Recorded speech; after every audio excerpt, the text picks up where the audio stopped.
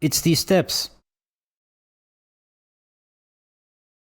These headers on the car already have steps and were in my last video, so there's your answer for your F1 clickbait.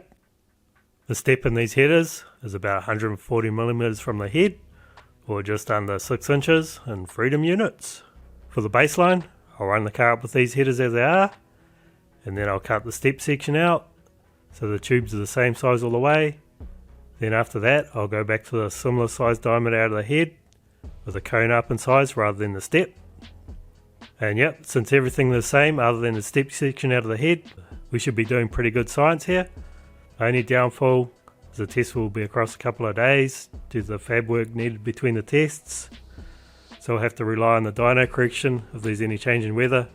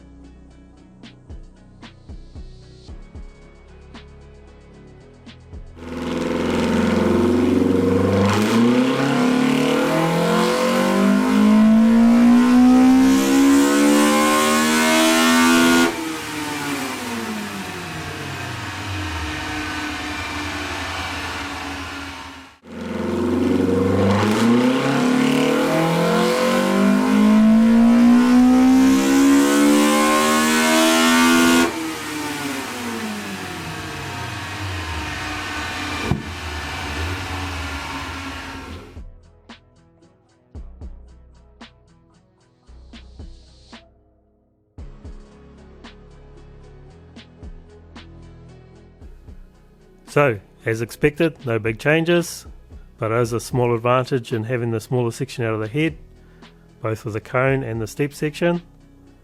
The cone and the straight section dyno runs, being the green and the blue lines, were both done about 3 hours apart.